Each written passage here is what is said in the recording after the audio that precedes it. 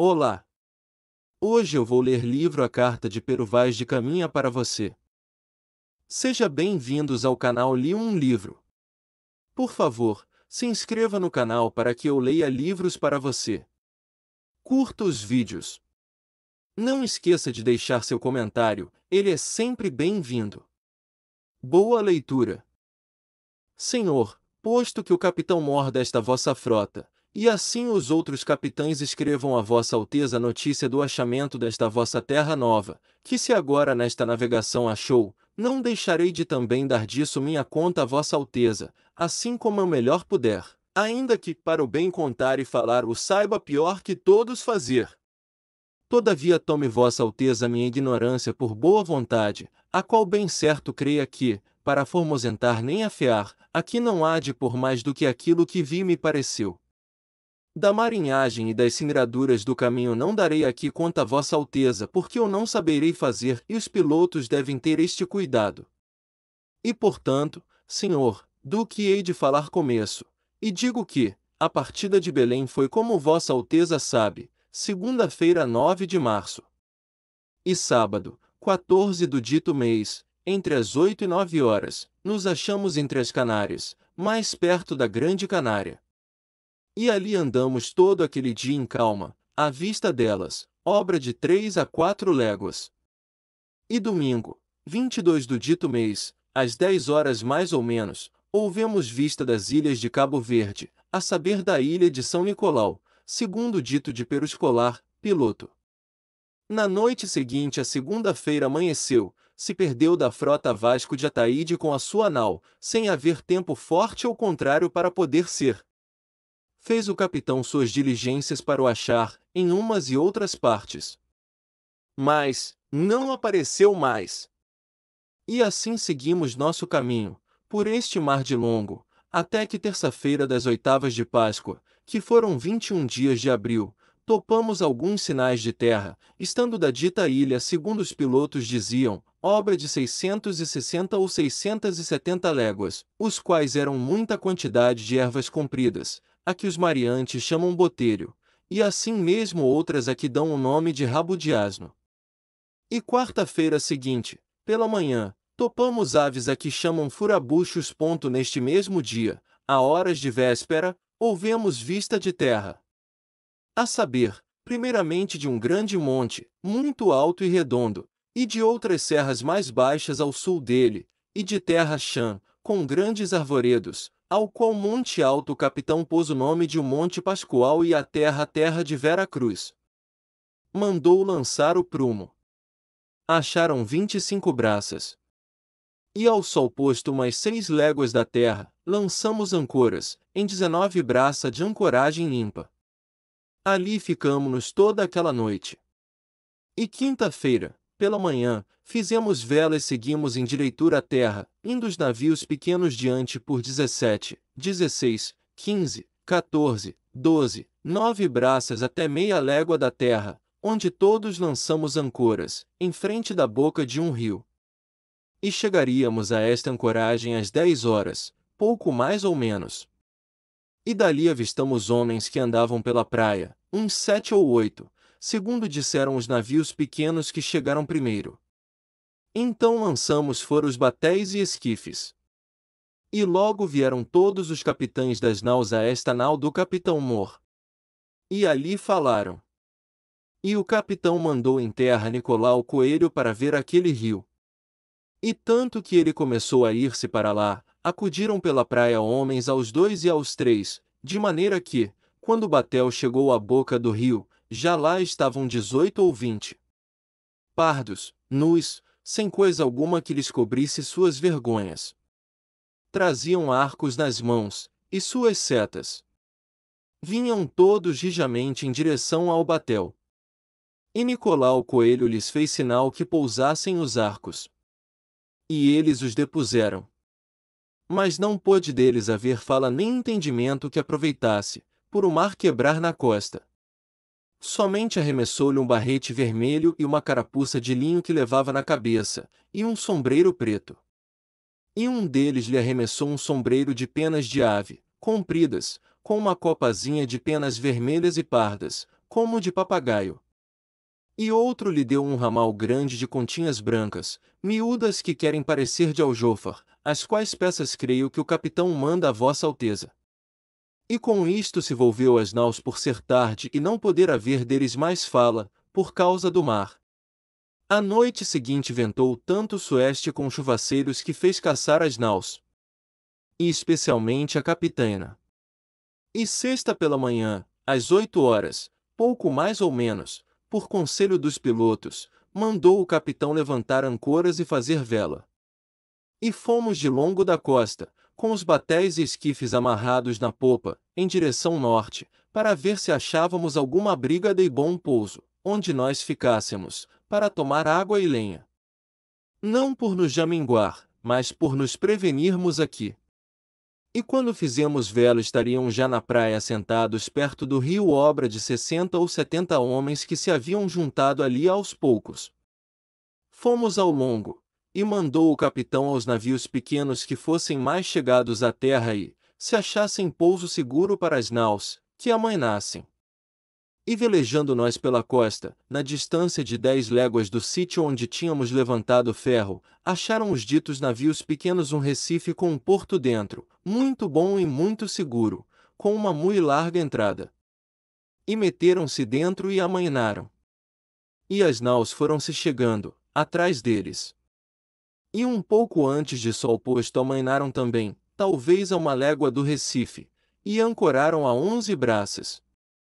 E estando Afonso Lopes, nosso piloto, em um daqueles navios pequenos, foi, por mandado do capitão, por ser homem vivo e destro para isso, meter-se logo no esquife a sondar o porto dentro. E tomou 2 daqueles homens da terra que estavam numa almadia, mancebos e de bons corpos. Um deles trazia um arco, e 6 ou 7 setas. E na praia andavam muitos com seus arcos e setas, mas não os aproveitou. Logo, já de noite, levou-os à capitana, onde foram recebidos com muito prazer e festa. A feição deles é serem pardos, um tanto avermelhados, de bons rostos e bons narizes, bem feitos. Andam nus, sem cobertura alguma. Nem fazem mais caso de encobrir ou deixa de encobrir suas vergonhas do que de mostrar a cara. Acerca disso são de grande inocência. Ambos traziam o beiço de baixo furado e metido nele um osso verdadeiro, de comprimento de uma mão travessa, e da grossura de um fuso de algodão, agudo na ponta como um furador. Metem-nos pela parte de dentro do beiço, e a parte que lhes fica entre o beiço e os dentes é feita a modo de roque de xadrez. E trazem-no ali encaixado de sorte que não os magoa, nem lhes põe estorvo no falar, nem no comer e beber. Os cabelos deles são corredios. E andavam tosquiados, de tosquia alta antes do que sobre pente, de boa grandeza, rapados todavia por cima das orelhas. E um deles trazia por baixo da solapa, de fonte a fonte, na parte de trás, uma espécie de cabeleira, de penas de ave amarela, que seria do comprimento de um coto, mui basta e mui cerrada, que lhe cobria o toutiço e as orelhas. E andava pegada aos cabelos, pena por pena, com uma confeição branda como, de maneira tal que a cabeleira era mui redonda e mui basta, e mui igual, e não fazia míngua mais lavagem para levantar. O capitão, quando eles vieram, estava sentado em uma cadeira, aos pés uma alcatifa por estrado, e bem vestido, com um colar de ouro, mui grande, ao pescoço. E Sancho de Tovar, e Simão de Miranda, e Nicolau Coelho, e Aires Correia, e nós outros que aqui na nau com ele íamos, sentados no chão, nessa alcatifa. Acenderam-se tochas. E eles entraram. Mas nem sinal de cortesia fizeram, nem de falar ao capitão, nem a alguém. Todavia um deles fitou o colar do capitão, e começou a fazer acenos com a mão em direção à terra, e depois para o colar, como se quisesse dizer-nos que havia ouro na terra. E também olhou para um castiçal de prata e assim mesmo acenava para a terra e novamente para o castiçal, como se lá também houvesse prata. Mostraram-lhes um papagaio pardo que o capitão traz consigo, tomaram-no logo na mão e acenaram para a terra, como se os houvesse ali. Mostraram-lhes um carneiro, não fizeram caso dele. Mostraram-lhes uma galinha, quase tiveram medo dela, e não lhe queriam pôr a mão. Depois lhe pegaram, mas como espantados. Deram-lhes ali de comer, pão e peixe cozido, confeitos, fartéis, mel, figos passados. Não quiseram comer daquilo quase nada, e se provavam alguma coisa, logo a lançavam fora. Trouxeram-lhes vinho em uma taça, mal lhe puseram à boca, não gostaram dele nada, nem quiseram mais. Trouxeram-lhes água em uma albarrada, provaram cada um o seu bochecho, mas não beberam, apenas lavaram as bocas e lançaram-na fora. Viu um deles umas contas de rosário, brancas, fez sinal que lhes dessem, e folgou muito com elas, e lançou-as ao pescoço, e depois tirou-as e meteu-as em volta do braço, e acenava para a terra e novamente para as contas e para o colar do capitão, como se daria um ouro por aquilo. Isto tomávamos nós nesse sentido, por assim o desejarmos. Mas se ele queria dizer que levaria as contas e mais o colar, isto não queríamos nós entender, porque lhe não havíamos de dar. E depois tornou as contas a quem lhes dera. E então estiraram-se de costas na alcatifa, a dormir sem procurarem maneiras de encobrir suas vergonhas, as quais não eram fanadas, e as cabeleiras delas estavam bem rapadas e feitas. O capitão mandou pôr por baixo da cabeça de cada um seu coxim, e o da cabeleira esforçava-se por não a estragar. E deitaram um manto por cima deles, e consentindo, aconchegaram-se e adormeceram. Sábado pela manhã mandou o capitão fazer vela, fomos demandar a entrada, a qual era mui larga e tinha 6 a 7 braças de fundo. E entraram todas as naus dentro, e ancoraram em 5 ou 6 braças de ancoradouro que é tão grande e tão formoso de dentro, e tão seguro que podem ficar nele mais de 200 navios e naus. E tanto que as naus foram distribuídas e ancoradas, vieram os capitães todos a esta nau do capitão Mor. E daqui mandou o capitão que Nicolau Coelho e Bartolomeu Dias fossem em terra e levassem aqueles 2 homens, e os deixassem ir com seu arco e setas, aos quais mandou dar a cada um uma camisa nova e uma carapuça vermelha e um rosário de contas brancas de osso, que foram levando nos braços, e um cascavel e uma campainha. E mandou com eles, para lá ficar, um mancebo degredado, criado de Dom João Telo, de nome Afonso Ribeiro, para lá andar com eles e saber de seu viver e maneiras. E a mim mandou que fosse com Nicolau Coelho. Fomos assim de frecha direitos à praia. Ali acudiram logo perto de 200 homens, todos nus, com arcos e setas nas mãos. Aqueles que nós levamos acenaram-lhes que se afastassem e depusessem os arcos. E eles os depuseram. Mas não se afastaram muito. E mal tinham pousado seus arcos quando saíram os que nós levávamos, e o mancebo degredado com eles. E saídos não pararam mais, nem esperavam um pelo outro, mas antes corriam a quem mais correria. E passaram um rio que aí corre, de água doce, de muita água que lhes dava pela braga. E muitos outros com eles. E foram assim correndo para além do rio entre umas moitas de palmeiras onde estavam outros. E ali pararam. E naquilo tinha ido o degredador com um homem que, logo ao sair do batel, o agasalhou e levou até lá. Mas logo o tornaram a nós. E com ele vieram os outros que nós leváramos, os quais vinham já nus e sem carapuças. E então se começaram de chegar muitos, e entravam pela beira do mar para os batéis, até que mais não podiam. E traziam cabaças d'água, e tomavam alguns barris que nós levávamos e enchiam-nos de água e traziam-nos aos batéis. Não que eles de todo chegassem a bordo do batel, mas junto a ele, lançavam-nos da mão. E nós tomávamos-los. E pediam que lhes dessem alguma coisa. Levava Nicolau Coelho cascavéis e manilhas. E a uns davam cascavel, e a outros uma manilha, de maneira que com aquela encarna quase que nos queriam dar a mão. Davam-nos daqueles arcos e setas em troca de sombreiros e carapuças de linho, e de qualquer coisa que a gente lhes queria dar. Dali se partiram os outros, 2 mancebos, que não os vimos mais. Dos que ali andavam, muitos, quase a maior parte, traziam aqueles bicos de osso nos beiços. E alguns, que andavam sem eles, traziam os beiços furados e nos buracos traziam uns espelhos de pau, que pareciam espelhos de borracha. E alguns deles traziam 3 daqueles bicos, a saber, um no meio, e os 2 nos cabos. E andavam lá outros, quartejados de cores, a saber, metade deles da sua própria cor, e metade de tintura preta, um tanto azulada, e outros quartejados de escaques. Ali andavam entre eles 3 ou 4 moças, bem novinhas e gentis, com cabelos muito pretos e compridos pelas costas, e suas vergonhas, tão altas e tão cerradinhas e tão limpas das cabeleiras que, de as nós muito bem olharmos, não se envergonhavam. Ali por então não houve mais fala ou entendimento com eles, por a barbana deles ser tamanha que se não entendia nem ouvia ninguém. Acenamos-lhes que se fossem. E assim o fizeram e passaram-se para além do rio. E saíram 3 ou 4 homens nossos dos batéis, e encheram não sei quantos barris d'água que nós levávamos. E tornamo-nos às naus. E quando assim vínhamos, acenaram-nos que voltássemos.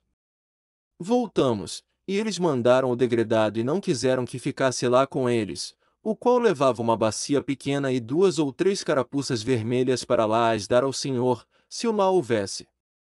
Não trataram de lhe tirar coisa alguma, antes mandaram-no com tudo. Mas então Bartolomeu Dias o fez outra vez tornar, que lhe desse aquilo. E ele tornou e deu aquilo, em vista de nós, àquele que o da primeira agasalhara. E então veio-se, e nós levamo-lo.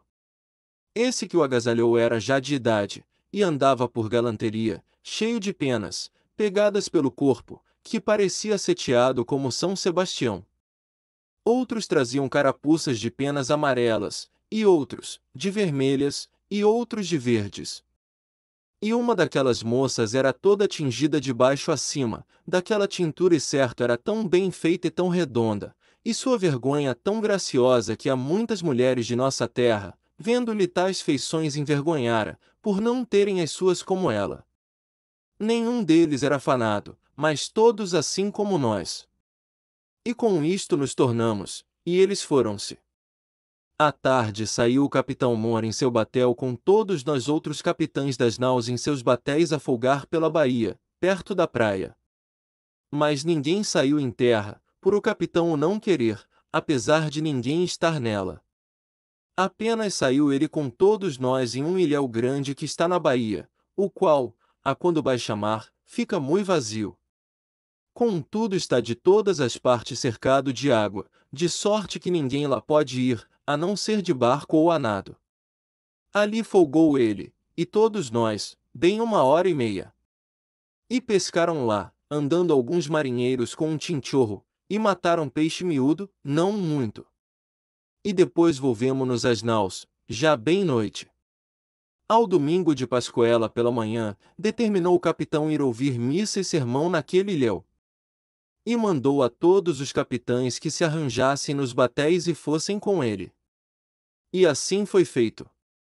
Mandou armar um pavilhão naquele ilhéu, e dentro levantar um altar muito bem arranjado. E ali com todos nós outros fez dizer missa, a qual disse o padre Frei Henrique, em voz entoada, e oficiada com aquela mesma voz pelos outros padres e sacerdotes que todos assistiram, a qual missa, segundo o meu parecer, foi ouvida por todos com muito prazer e devoção. Ali estava com o capitão a bandeira de Cristo, com que saíra de Belém, a qual esteve sempre bem alta, da parte do Evangelho. Acabada a missa, desvestiu-se o padre e subiu a uma cadeira alta, e nós todos lançados por essa areia.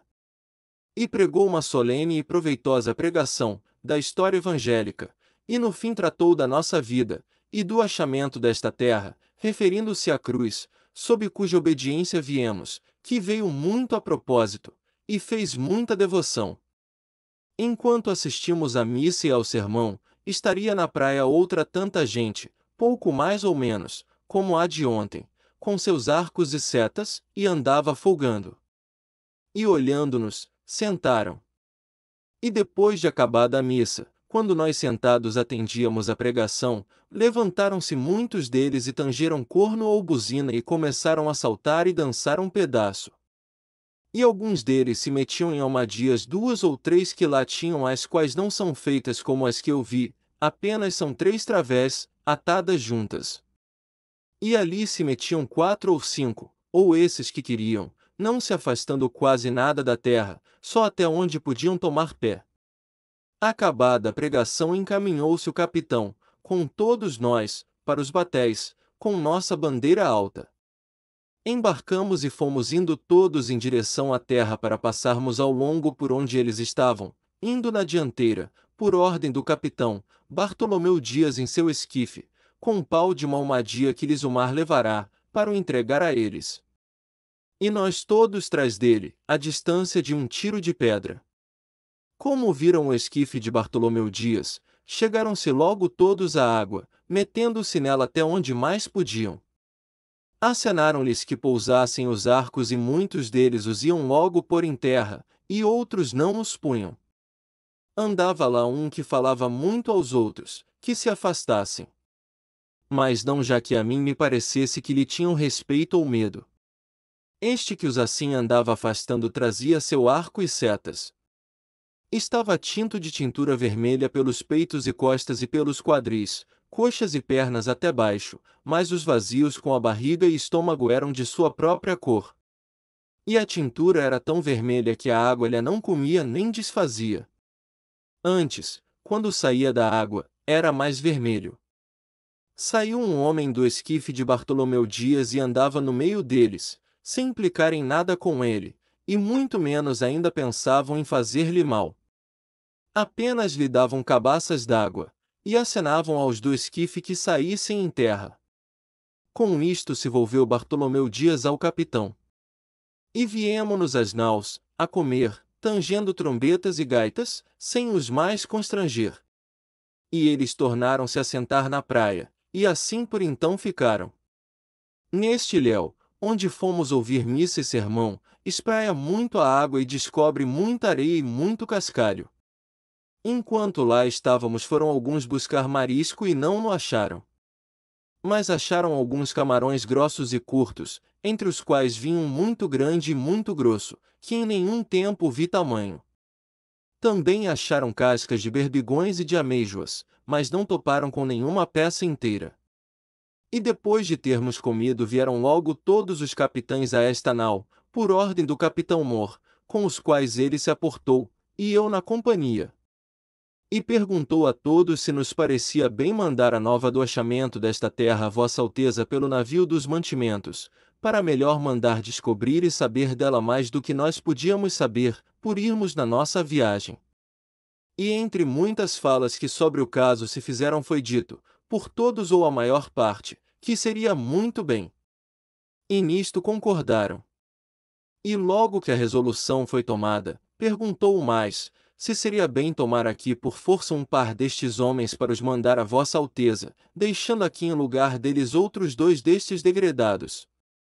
E concordaram em que não era necessário tomar por força homens, porque costume era dos que assim à força levavam para alguma parte dizerem que há de tudo quanto lhes perguntam, e que melhor e muito melhor informação da terra dariam 2 homens desses degredados que aqui deixássemos do que eles dariam se os levassem por ser gente que ninguém entende.